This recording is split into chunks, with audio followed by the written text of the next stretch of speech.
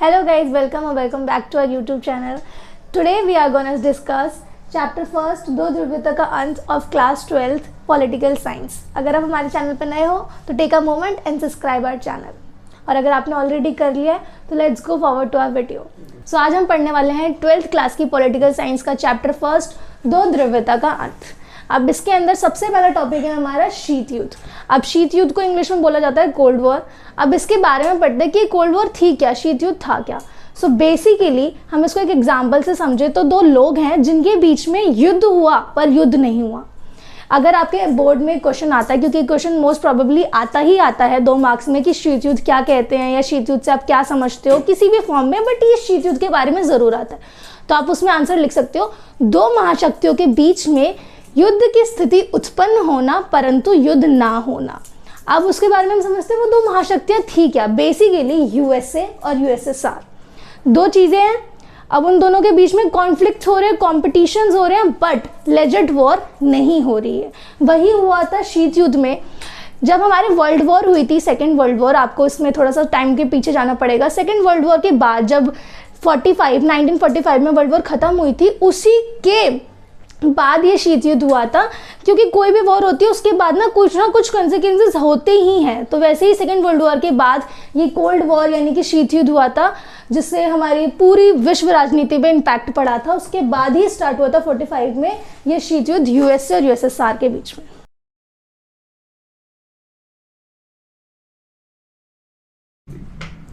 तो अब हम पढ़ेंगे उन दो ध्रुवों के बारे में जिनके बीच में शीत युद्ध यानी कि कोल्ड वॉर हुआ था. अब वो दो ध्रुव कौन से थे, उनकी विचारधाराएं क्या थी, उनके बारे में हम डिटेल में करके समझते हैं. तो पहले हम समझेंगे यूएसए के बारे में. यूएसए की विचारधारा थी पूंजीवादी. अब पूंजीवादी विचारधारा क्या है, इसके अंदर क्या क्या पॉइंट्स हैं, हम उनको एक्सप्लेन करते हैं ताकि आपको अपने एग्जाम के लिए 5 नंबर का आंसर अगर आपको आता है कि यूएसए और यूएसएसआर के बीच में डिफरेंस बताओ तो आपको उसको डिटेल में रखना है. तो चलो हम समझते हैं. यूएसएसआर बेसिकली यूएसए से बिल्कुल अलग था, तो हम पहले यूएसए को पढ़ेंगे, उसी के अपोजिट यूएसएसआर को समझेंगे. यूएसए पूंजीवादी विचारधारा को अपनाता था. अब पूंजीवादी विचारधारा क्या थी, इस वर्ड से समझ लेते हैं पूंजी. अब अपने बड़े बुजुर्गों को बोलते हुए सुना होता कि ये हमारी ज़िंदगी भर की पूंजी है, यानी कि हमारी ज़िंदगी भर की कमाई है. पूंजीवादी विचारधारा भी वही थी. सबसे पहले पॉइंट से हम इस पूंजीवादी को समझ लेते हैं, वो था निजी संपत्ति. यानी कि हर एक इंसान को अपनी निजी संपत्ति बनाने का अधिकार था. निजी संपत्ति यानी अपनी पर्सनल प्रॉपर्टी, अपना बैंक अकाउंट, अपनी अर्निंग इंक्रीज करने का उनको अधिकार था. निजी संपत्ति बनाने का अधिकार था, यानी कि पूंजी बनाने का अधिकार था. वही थी पूंजीवादी विचारधारा. और सेकंड पॉइंट है इसका मुक्त बाजार. अब मुक्त बाजार क्या है, अब एग्जाम्पल लेते हैं हमारे इंडिया में. अगर हमें हमारे इंडिया की जीडीपी स्ट्रॉन्ग करनी है तो उसके लिए हमें बिजनेस करना पड़ेगा. बाजार में अपना एंटरप्रेन्योर्स बनाने पड़ेंगे, बिजनेसमैन्स बनाने पड़ेंगे, ताकि बाजार में व्यापार होगा तभी बाजार आगे बढ़ेगा और जीडीपी स्ट्रॉन्ग होगी. तो वही यूएसए ने कर रखा था कि मुक्त बाजार था. आप व्यापार करो, आप ट्रेड करो, जितना कर सकते हो करो, जितना आपको कमाना है कमाओ, और उसके बाद अपनी निजी संपत्ति आपको जितनी बनानी है उतनी बनाओ. यही थी पूंजीवादी विचारधारा. उसके और पॉइंट समझ लेते हैं कि यूएसए में और क्या क्या चीज़ें थी.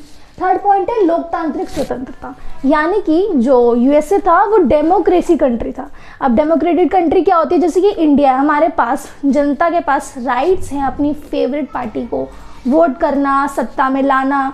वही होती है डेमोक्रेटिक कंट्री, जहाँ पे जनता के पास अधिकार है अपनी मनपसंद पार्टी को वोट करना, उनको जिताना और उनको सत्ता में लाना. वही था यूएसए में भी कि यूएसए की जनता को पूरा अधिकार था कि आप अपने हिसाब से अपनी पार्टी को वोट करो और उनको जिताओ. फोर्थ पॉइंट है व्यक्तिगत स्वतंत्रता. व्यक्तिगत स्वतंत्रता तो वही हो गई ना, आप अपने पर्सनली आपको जो राइट्स आपके हैं आप उनको यूज़ कर रहे हो, आप अपने राइट्स के हिसाब से अपनी सारी चीज़ें कर रहे हो. अब जैसे कि लोकतांत्रिक स्वतंत्रता है तो वो भी तो एक व्यक्तिगत स्वतंत्रता है, क्योंकि हमें राइट्स की आज़ादी है कि हाँ आप अपनी फेवरेट पार्टी चूज़ कर सकते हो और उनको जिता सकते हो. वही थी व्यक्तिगत स्वतंत्रता कि आप अपने पर्सनल बेनिफिट के लिए कोई भी पार्टी को भी सपोर्ट कर सकते हो, बिजनेस भी कर सकते हो, प्रॉपर्टी भी ले सकते हो, और आपको जो मन है रूल्स एंड रेगुलेशंस में रहकर वो चीज़ें कर सकते हो. स्वतंत्रता का मतलब ही वही है कि आप अपनी मर्जी की चीज़ें कर सकते हो, बट लेकिन रूल्स एंड रेगुलेशंस के अंदर. नेक्स्ट पॉइंट है सरकार की सीमित. बेसिकली इसमें क्या था कि सरकार हर चीज़ में इंटरफेस नहीं करती थी. कि आप हर पर्सनल मैटर्स में नहीं वो इन्वॉल्व होएगी, वो सिर्फ मेन इंपॉर्टेंट मुद्दों में इन्वॉल्वमेंट दिखाती थी। उनका कॉन्स्टिट्यूशन था, उनके रूल्स एंड रेगुलेशंस थे यूएसए के कि हाँ ये चीज़ें आपको अलाउ है, जनता को ये चीज़ें वो कर सकती है। पर सरकार इतनी टॉक्सिक नहीं थी कि वो हर चीज़ में घुस रही है। तो यूएसए में ना बेसिकली बहुत फ्रीडम थी, अगर हम कहें तो बहुत अच्छा कॉन्स्टिट्यूशन था, बहुत अच्छे रूल्स एंड रेगुलेशंस थे, क्योंकि उनको अपनी पर्सनल प्रॉपर्टी बनाने का भी अधिकार है, ट्रेड करने का भी अधिकार है, बिजनेस करने का भी अधिकार है, लोकतंत्र भी है वहाँ पे, वोट्स के भी राइट हैं और व्यक्तिगत स्वतंत्रता भी है। और जो सरकार है वो भी बहुत ही अच्छे तरीके से काम करती है, हर चीज़ में वो इंटरफेयर नहीं कर रही है। ये थे यूएसए के बारे में कुछ इंपॉर्टेंट पॉइंट्स, 5 पॉइंट्स जिनको आप 5 नंबर के क्वेश्चन में इजीली एक्सप्लेन करके लिख सकते हो। और उनकी जो विचारधारा थी वो थी पूंजीवादी विचारधारा। अब हम यूएसएसआर के बारे में पढ़ेंगे जो कि टोटली अपोजिट है यूएसए के। जो हमने यूएसए के बारे में पढ़ा उसी की 90 डिग्री अपोजिट यूएसएसआर था। तो बेसिकली पूंजीवादी है तो यूएसएसआर था साम्यवादी, जिसको हम समाजवादी विचारधारा भी बोलते हैं और साम्यवादी विचारधारा भी बोलते हैं, जो कि दोनों का मतलब एक ही है, बस ये पर्यायवाची शब्द है। अब यूएसएसआर क्या था, वो अपोजिट क्या क्या था और वो क्यों था, क्या क्या पॉइंट्स थे, अब उसके बारे में पढ़ते हैं। जो यूएसएसआर था ना वो राज्य नियंत्रण अर्थव्यवस्था थी। सो बेसिकली वहाँ के जो आर्थिक व्यवस्था थी वो राज्य के नियंत्रण होती थी, यानी कि जो गवर्नमेंट है उसके कंट्रोल में होती थी। अब मैं आपको ना इसको एक एग्जाम्पल के थ्रू समझाती हूँ। अब आप एक 12th क्लास के स्टूडेंट है, फॉर एग्जांपल मान लीजिए आपकी क्लास का एग्जांपल लेते हैं, आपकी क्लास में 40 बच्चे हैं, तो उन 40 बच्चों की जो फाइनेंशियल स्टेटस होगा ना, जो उनकी इनकम होगी वो इक्वल होगी। अब एक कंट्री है, आप मान लीजिए आपकी ही क्लास एक कंट्री है और 40 बच्चे आपकी कंट्री की जनता है, तो आपकी जो जनता है 40 बच्चों की क्लास, उन सबको सेम ही फाइनेंशियल इंडिपेंडेंस है। जो रोल नंबर 1 को होगी वही रोल नंबर 40 को होगी। 40 बच्चों को सेम इंडिपेंडेंस, कोई ज़्यादा कमाएगा नहीं, कोई ज़्यादा घटाएगा नहीं। बेसिकली अमीरी गरीबी का डिफरेंस कम करने के लिए, सब जनता को समान रूप से रखने के लिए ही ये रूल्स बने थे कि अगर हमारे 40 लोग हैं तो 40 के 40 फाइनेंशियली सेम लेवल पर होंगे। अगर कोई इंसान 1000 रुपये कमा रहा है तो दूसरा भी 1000 ही कमाएगा, सारे 1000 ही कमाएंगे, कोई 1 लाख या 50,000 नहीं कमाएगा। उनको अलाउड ही नहीं था। जैसे निजी संपत्ति का अधिकार था ना पूंजीवादी में यूएसए में, वो नहीं था इनको। अब समझते हैं कैसे। सेकेंड पॉइंट है इनका समानता पर जोर। अब ये जो साम्यवादी जो इनकी विचारधारा थी ये क्यों थी, क्योंकि वो समानता पर जोर देना चाहते थे। उनका मानना ये था कि हमें हमारे यहाँ से अमीरी गरीबी का डिफरेंस हटाना है, हमें हमारे यहाँ से एजुकेटेड एंड एजुकेटेड लोगों का डिफरेंस मिटाना है। बेसिकली वो समानता पर जोर देते थे, सब लोग समान हैं, एक लेवल पर हैं, एक ही इंटरफेस में है। अब हमने 2 पॉइंट्स तो समझ लिए कि साम्यवादी की फाइनेंशियल स्टेटस क्या होता था कि सबका सेम होगा। आपको निजी संपत्ति का अधिकार जो यहाँ था पूंजीवादी में वो नहीं है कि आप अपनी मर्जी से जितना कमा रहे हो आप उतने प्रॉपर्टीज ले रहे हो, इन्वेस्ट कर रहे हो, नहीं।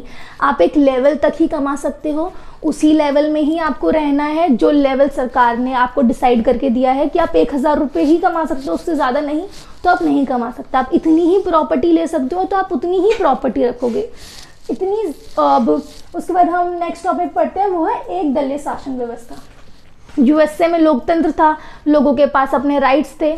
उसके अपोजिट यूएसएसआर में एक दलीय शासन व्यवस्था थी। कहने के डेमोक्रेसी थी बट वो नहीं थी, क्योंकि उनके पास एक ही पार्टी थी, उसी पार्टी को आपको वोट देना। अब जब अपोजिशन ही नहीं होगा तो दूसरी पार्टी वोट कैसे करोगे आप और उनको सत्ता में कैसे लाओगे, क्योंकि एक ही पार्टी है। तो चाहकर ना चाहकर आपको उसी पार्टी को वोट देना है और वही जीतेगी, चाहे आप वोट दो ना दो, क्योंकि पार्टी ही वही है सत्ता में। नेक्स्ट है केंद्रीय योजना। अब केंद्रीय योजना क्या होती थी, साम्यवादी योजना में पता है क्या होता था कि ना एक ना ये, क्योंकि अब सबकी फाइनेंशियल हेल्थ इनको सेम ही रखनी है, फाइनेंशियल स्टेटस सबको सेम मेंटेन करके रखना है, तो उसके लिए प्लानिंग भी तो करेंगे ना कि हमें किस लेवल पे सबको रखना है। तो वही उनके पास होता था कि 5 वर्षीय योजना वाला प्लान होता था उनके पास, यानी कि 5 वर्षीय योजना 5 साल की प्लानिंग करते थे। अपकमिंग 5 ईयर्स जो फ्यूचर के 5 साल होंगे उनकी प्लानिंग करेंगे।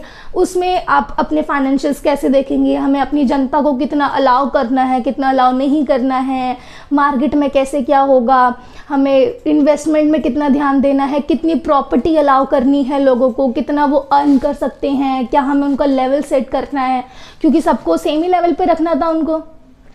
तो इसीलिए अब ये था कि आप 5 वर्षीय योजना लाई गई कि हम 5 वर्ष की अपने फ्यूचर के 5 ईयर्स की प्लानिंग करेंगे, ताकि हम अच्छे से एक, क्योंकि अगर आपके पास एक रोड मैप होता है तो सरकार को इजी लगता है कि हम अपने 5 साल ये काम करने वाले हैं। तो और लास्ट था व्यक्तिगत सीमित। बेसिकली जैसे मैंने बोला, व्यक्तिगत स्वतंत्रता थी यूएसए में और यूएसएसआर में नहीं थी। सब कुछ अपोजिट है इसके, जो यहाँ है वो यहाँ नहीं है, जो यहाँ मिलेगा आपको वो नहीं मिलेगी। जैसे यहाँ पे व्यक्तिगत स्वतंत्रता थी, इंसान अपने हिसाब से चीज़ें कर सकता था, वोट दे सकता था, लोकतंत्र था, सब कुछ था। यहाँ पे व्यक्तिगत स्वतंत्रता नहीं थी। जो सरकार ने टफ रूल्स एंड रेगुलेशंस बनाए हैं, आपको उनको फॉलो करना पड़ेगा। आप अपनी मर्जी से चीज़ें नहीं कर सकते। यहाँ की सरकार बहुत कंट्रोलिंग थी। इमेजिन कर लीजिए, आप एक दलीय शासन व्यवस्था थी, आपको एक ही पार्टी को वोट देना है, तो आप उससे समझ सकते हो ना आप ज़्यादा कमा सकते हो, ना आप ज़्यादा व्यापार कर सकते हो, आपको सब कुछ एक लिमिट में रह के करना है। यही था यूएसएसआर और यूएसए के बीच का डिफरेंस। अब ये एग्जाम में ज़रूर आ सकता है कि यूएसए और यूएसएसआर के बीच में डिफरेंस बताएं, तो आप इन पाँचों पॉइंट्स को अच्छे से एक्सप्लेन कर दोगे तो आपको इसमें पूरे मार्क्स मिल जाएंगे। बस ये याद रखना, यूएसए पूंजीवादी विचारधारा को अपनाता था और यूएसएसआर समाजवादी या फिर साम्यवादी विचारधारा को अपनाता था। तो हमारा नेक्स्ट टॉपिक है यूएसएसआर, यानी कि जो सोवियत प्रणाली था उसके अंदर समस्याएं क्या क्या थी। क्योंकि यूएसएसआर जब हारा तो उसके पीछे के कुछ रीजंस होंगे जिनको हम डेप्थ में पढ़ेंगे अब। तो यूएसएसआर की सबसे पहली और सबसे इम्पॉर्टेंट जो समस्या थी वो थी आर्थिक समस्या। क्योंकि जो यूएसएसआर था वो समाजवादी विचारधारा पर था कि सबको फाइनेंशियली एक स्टेज पर होना चाहिए, सबके पास सेम इनकम यानी कि लिमिटेड इनकम होनी चाहिए। तो सबसे बड़ी जो समस्या थी वो थी आर्थिक समस्या, क्योंकि जो आर्थिक स्थिति थी वो सारी की सारी राज्य के नियंत्रण में होती थी, यानी कि सरकार के नियंत्रण में होती थी, जिसकी वजह से मैन्युफैक्चरिंग स्पीड जो थी वो कम हो गई थी। मैन्युफैक्चरिंग में हर बेसिक चीज़ों की भी कमी होने लगी थी, यानी कि खाने पीने की कमी, कपड़ों की कमी, हर चीज़ की कमी होने लगी थी धीरे धीरे। राजनीतिक समस्याएं में सबसे पहली चीज़ हमने पढ़ी थी कि यहाँ पे एक ही पार्टी थी, कम्युनिस्ट पार्टी। तो राजनीतिक समस्याएं में कि लोगों के पास कोई और पार्टी नहीं है, विपक्ष का ही कोई रोल नहीं है, क्योंकि विपक्ष का होना बहुत ज़रूरी है। अगर एक ही पार्टी होगी तो उनकी कमियां कौन गिनवाएगा अगर विपक्ष नहीं होगा। विपक्ष का मेन काम तो यही होता है ना कि सत्ता में जो पार्टी है उसकी कमियां गिनवाना और वो ठीक से काम कर रही है नहीं कर रही है उनको देखना। अब उनके पास एक ही पार्टी थी तो कोई विपक्ष नहीं था और ना ही किसी को अलाउड था उनकी पार्टी के अगेंस्ट बोलना, गवर्नमेंट के अगेंस्ट बोलना। जो वो काम कर रहे हैं उसको आपको सपोर्ट करना पड़ेगा, चाह के ना चाह के। सामाजिक समस्याएं, अब सामाजिक समस्याएं जैसे कि अब हम ही अगर वहाँ पे होते हैं एज अ जनता सिटीजन तो हमारी भी कुछ अपेक्षाएं होती है ना हमारी जनता से। फॉर एग्जांपल मैं अपना एग्जांपल ले लूँ, अगर मैं इंडिया के सिटीजन हूँ तो मेरी इंडिया की गवर्नमेंट से कुछ एक्सपेक्टेशंस होगी कि सरकार हमारे लिए कुछ ऐसा करे, वैसा करे, वैसा करे। तो ऐसे यूएसएसआर की जनता की भी कुछ एक्सपेक्टेशंस थी अपनी गवर्नमेंट को लेकर कि हमारा जीवन स्तर जो है यानी कि लाइफस्टाइल उसको बेटर करे, क्योंकि अब समाजवादी विचारधारा है ना, तो आप सबके बारे में सोच रहे हो। तो अब जनता के हाथ में तो कुछ है नहीं, सब कुछ तो गवर्नमेंट को ही करना है। तो उनको थोड़ा बेटर करना पड़ेगा कि समाजवादी विचारधारा है तो उनका जीवन स्तर बेहतर हो। उनकी भी कुछ अपेक्षाएं थी क्योंकि उनके हाथ में कुछ भी पावर नहीं थी। प्रशासनिक और नौकरशाही समस्या, क्योंकि अब सारी पावर एक ही इंसान के हाथ में होगी तो वो अपने हिसाब से ही सारी चीज़ें करेगा। अब वो सबसे पहला फ़ायदा भी अपना ही देखेगा। तो जो प्रशासन था यानी कि जो वहाँ पे लीडिंग पार्टी थी कम्युनिस्ट पार्टी, सब कुछ वही देखती थी ना, तो भ्रष्टाचार भी बहुत ज़्यादा बढ़ता जा रहा था। लोगों तक उनके फ्रीबीज या फिर वो जो उनके लिए रूल्स बनते थे या जो उनके लिए फ़ायदे के लिए पॉलिसीज़ बनती थी वो उन तक पहुँचती ही नहीं थी, क्योंकि ऊपर ही इतने सारे करप्शन नेता बैठे हैं कि नीचे तक आते आते सब कुछ कट जाता है, जो कि हम अपनी नॉर्मल लाइफ में भी देखते हैं। अब आप 12th क्लास के स्टूडेंट तो आप इतनी गवर्नमेंट तो समझते होगे कि भ्रष्टाचार कितना है। आप अपने आसपास के एग्जाम्पल लेके या फिर आप दूसरी कंट्रीज के एग्जाम्पल लेके भी समझ सकते हो। तो वहाँ पे भी भ्रष्टाचार बहुत ज़्यादा था, नौकरशाही बहुत ज़्यादा थी, जनता के लिए डिसीजंस लेने की स्पीड बहुत स्लो थी। अगर एक डिसीजन ले भी लिया तो गवर्नमेंट का डिसीजन जनता तक आते आते वो 90% तो ख़राब ही हो जाता था। तो अगर जनता को देना भी हो तो वो 10% ही बचता था और जनता के पास कुछ भी नहीं होता था। और फिर राष्ट्रीयता की भावना, अब क्योंकि इसके अंदर कई सारे अलग अलग गणराज्य थे तो अब धीरे धीरे क्या हुआ ना, सिचुएशन इतनी वर्स्ट होते गई। अब ना तुम्हारे पास फाइनेंशियली फ्रीडम है, ना तुम्हारे को राजनीतिक फ्रीडम है, राजनीतिक समस्याएं भी इतनी है। कोई एक ही पार्टी है, दूसरी पार्टी बन नहीं सकती, आप उसको क्रिटिसाइज कर नहीं सकते, कंप्लेंट्स आप कहीं फाइल कर नहीं सकते कि गवर्नमेंट क्या कर रही है क्या नहीं कर रही है। फिर आप समाजवादी रूप से भी बहुत ज़्यादा प्रेरित हो, आपको परेशान किया जा रहा है, ना आपकी सुनी जा रही है, गवर्नमेंट कुछ कर नहीं रही है। फिर भ्रष्टाचार भी इतना है, नौकरशाही भी इतनी है। तो फिर क्या हुआ, हर कंट्री के जो लोग थे ना वो इतने फ्रस्ट्रेट हो गए, इतने स्ट्रगल करने लग गए कि अब उन्होंने कहा हमें फ्रीडम चाहिए, हम अपने अपने अलग अलग राज्य बनाएंगे। जितने भी गणराज्य थे वो फ्रीडम की मांग करने लगे।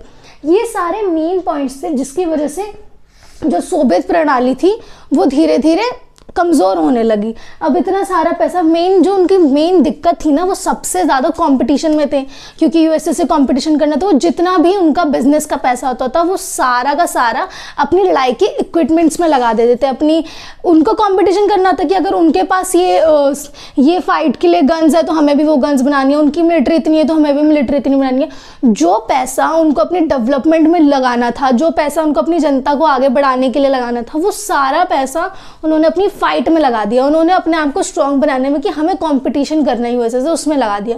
और मेन दिक्कत ये थी कि उनको ना भ्रम में रखा जाता था। यूएसएसआर की जो जनता थी उनको ये बताया जाता था कि हम बहुत आगे बढ़ गए हैं, हम बहुत अचीव कर रहे हैं, जो कि ऐसा कुछ भी नहीं था। जब यूएसएसआर की जनता को पता लगा कि हमारे पास तो कुछ है ही नहीं और हमको भ्रम में भी रखा जा रहा है, हम तो बहुत पीछे रह गए और यूएस से बहुत आगे निकल चुका है, वो बहुत डेवलप हो चुका है और हम बहुत पीछे रह गए, ना हम फाइनेंशियली एक अच्छे लेवल पे हैं, ना हम एजुकेशनली एक अच्छे लेवल पे, हम हर तरीके से पीछे आते जा रहे हैं। और राजनीति में तो वो पीछे थे, क्योंकि वहाँ पर डेमोक्रेसी तो नाम की ही थी। एक तरीके से डेमोक्रेसी होना और ना होना एक ही बराबर था। तो ये थे कुछ पॉइंट्स जो कमियां थी यूएसएसआर की, जिसकी वजह से वो हारा था और एक ध्रुवीय राज्य बना था। 2 ध्रुवीय राज्यों का जो अंत हुआ था वो इन कमियों की वजह से ही हुआ था। नेक्स्ट टॉपिक जो हमारा वो है गोर्बाचेव के सुधार। सो बेसिकली अब वहाँ की सिचुएशन इतनी ख़राब हो चुकी थी यूएसएसआर की कि अब वहाँ पे ना लोग ना इम्पेशेंट हो चुके थे गवर्नमेंट को लेकर, स्पेशली जब उनको ये पता लगा कि हमें भ्रम में रखा जा रहा है कि हमारी कंट्री तो डेवलप हो रही है, हम तो सब डेवलप हो रहे हैं, बट रियल में हम पीछे होते जा रहे हैं। फिर वहाँ के लास्ट जो राष्ट्रपति थे वो थे गोर्बाचेव।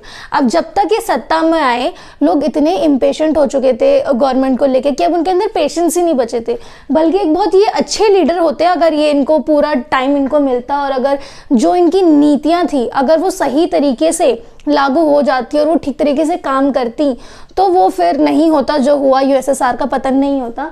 क्योंकि इन्होंने सारी प्रॉब्लम्स को अंडरलाइन किया कि क्या क्या गलती है। सबसे पहले पुनर्गठन किया कि जो जो गणराज्य अलग होना चाहते थे, फ्रीडम की मांग कर रहे थे, उन सबको समझाया और पुनर्गठन करने की योजना अपनाई। फिर आर्थिक सुधार किया, आर्थिक सुधार में मार्केट में सुधार किया, व्यापार को और ज़्यादा इंक्रीज़ किया। लोगों को देखा कि कहाँ कहाँ दिक्कत है, मैन्युफैक्चरिंग स्पीड बहुत स्लो हो गई थी तो वो ठीक करी। लोगों को जो बेसिक चीज़ें नहीं मिल रही थी, खाना कपड़ा, इन सब चीज़ों पर ध्यान देने की कोशिश करी इन्होंने। उत्पादन को बढ़ाने का प्रयास, वही चीज़ मैन्युफैक्चरिंग की स्पीड बहुत स्लो थी तो उसको इंक्रीज़ किया। सारा पैसा मिलिट्री में ना डाल के बिजनेस में डाला, बिजनेस को इंक्रीज करा, ताकि क्योंकि अगर मैन्युफैक्चरिंग होगी तभी लोगों तक चीज़ें पहुंचेंगी, तभी बिजनेस होगा, तभी लोग थोड़ा शांत होंगे। सीमित निजी स्वामित्व, सीमित निजी स्वामित्व मतलब जैसे पहले लोगों के पास लिमिटेड ही प्रॉपर्टी का वो था कि आप इतने ही रख सकते हो, क्योंकि वो समाजवादी विचारधारा थी। तो फाइनेंशियल स्टेटस सबका मेंटेन करने के लिए सबको एक लिमिट में रखा गया था, तो वो लिमिट इन्होंने हटाई थी कि आप अपना कमाओ, आपको जितना करना है उतना कमाओ। जैसे कि यूएसए में था पूंजीवादी विचारधारा, कुछ उस तरीके से ही उन्होंने भी अलाउ करा कि आप बिजनेस करो, जितना कर सकते हो करो, आप जितना अर्न करोगे आप अपने पास रखो, अपनी प्रॉपर्टीज इंक्रीज करो, जो आपको करना है वो करो।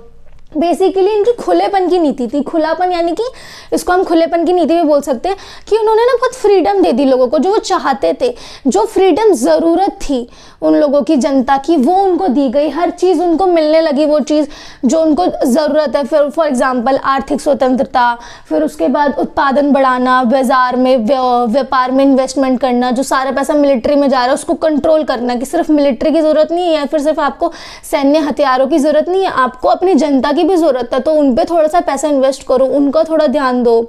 लोकतंत्र में अब उन्होंने लोकतंत्र में भी चीज़ें चेंज करनी शुरू करी कि लोगों के फीडबैक्स लेना शुरू किए। पहले एक ही पार्टी थी, उन्होंने उसको भी बदलना चाहा, पर जब तक ये टाइम में आए, अपनी सत्ता में आए, तब तक इतना लेट हो चुका था कि इनके जो एक्शन का टाइम था वो उनको मिला ही नहीं, क्योंकि जनता बहुत इम्पेशेंट हो चुकी थी, वो तब से टॉलरेट करती आ रही थी। तो अच्छे नेता आने के बावजूद भी वो उतना कंट्रोल ही नहीं कर पाए कि वो ये सारी चीज़ें अच्छी कर पाए, और फिर वही हुआ, बर्लिन की दीवार गिर गई। अब बर्लिन की दीवार क्या है, ये इसके बारे में हम पढ़ते हैं। तो बेसिकली एक जो दीवार हुआ करती थी, अब एक क्लास है मान लो, उसमें मैंने एक दीवार खड़ी कर दी जो क्लास को दो पार्ट्स में डिवाइड कर रही है। ऐसे ही थी हमारी बर्लिन की दीवार, जो कि बर्लिन की दीवार पूर्वी और पश्चिम जर्मनी को अलग अलग करती थी। जर्मनी के बीच में एक वॉल क्रिएट करी गई थी जो पूर्वी जर्मनी और पश्चिमी जर्मनी को अलग अलग करती थी। अब जब जनता इम्पेशेंट हो गई, इतनी सारी चीज़ें उनके साथ खराब हो रही थी, सारे रिसोर्सेज कम पड़ रहे थे, खाने तक की कमियां होने लग गई थी, तो जनता ने इम्पेशेंट होकर एक इम्पल्सिव डिसीजन लिया, जो था बर्लिन की दीवार गिरा दी गई। और ये कब गिराई? 9 नवंबर 1989 को। और ये जनता द्वारा ही गिराई गई थी। ग्रुप ऑफ पीपल्स ने जाकर, यानी कि जनता के समूह ने जाकर वो दीवार स्वयं खुद ही गिरा दी। और ये डेट ज़रूर याद रखना, क्योंकि एग्जाम में आ सकता है, एमसीक्यूज में भी आ सकता है ये क्वेश्चन कि बर्लिन की दीवार कब गिरी? 9 नवंबर 1989। और ये किसके द्वारा गिरी थी? जनता के द्वारा ही गिरी थी, किसी और ने इसको नहीं गिराया था। और यही एक जो सबसे बड़ा प्रतीक था, बर्लिन की दीवार ही सबसे बड़ा प्रतीक था इस युद्ध का। और ये थी बर्लिन की दीवार, 1989 में गिर गई। और इसी तरीके से दो ध्रुव में से एक ध्रुव का पतन शुरू हो गया था। शुरू तो तभी हो गया था जब गवर्नमेंट ने इतने स्ट्रिक्ट रूल्स बनाए थे, बट ये था लोगों के पेशेंस लेवल तब ठीक थे। धीरे धीरे टॉलरेट करते करते लोग इतने इम्पेशेंट हो गए कि उन्होंने बर्लिन की दीवार ही गिरा दी। तो 9 नवंबर 1989 को बर्लिन की दीवार गिरी। उसके बाद दो ध्रुवता का अंत हुआ। जो चैप्टर का नाम है हमारा दो ध्रुवता का अंत, वो 9 नवंबर 1989 को बर्लिन की दीवार गिरने से ही उसका पतन समाप्त हुआ। और दो सुपर पावर्स यूएसए और यूएसएसआर में से यूएसए की जीत हुई और यूएसएसआर का पतन स्टार्ट हो गया। अब उसके परिणाम समझते हैं कि पॉजिटिव और नेगेटिव इम्पैक्ट्स क्या क्या पड़े, यानी कि सकारात्मक परिणाम और नकारात्मक परिणाम क्या क्या थे। जैसे सबसे पहला है शीत युद्ध की समाप्ति। ऑब्वियसली जो कोल्ड वॉर शीत युद्ध उनमें चल रहा था, कंपटीशन वॉर जो चल रही थी, स्पेशली सैन्य शक्ति की, सैन्य हथियारों की जो वॉर चल रही थी, कंपटीशन वॉर, वो समाप्त हुई क्योंकि जनता द्वारा बर्लिन की दीवार गिरा दी गई। परमाणु युद्ध का खतरा कम हुआ, यानी कि परमाणु युद्ध जो हमेशा से वहाँ पे डर बना रहता था कि यूएसए हम पे युद्ध ना कर दे, हम पे बम ना गिरा दे, या फिर यूएसएसआर को जो डर लगा रहता था कि यूएसएसआर इधर से एक्शन ना ले ले, यूएसए को लगता था यूएसएसआर उधर से एक्शन ना ले ले, वो जो डर का माहौल बना रहता था कि कहीं से भी फाइट शुरू ना हो जाए, वॉर शुरू ना हो जाए, वो खत्म हो गया था।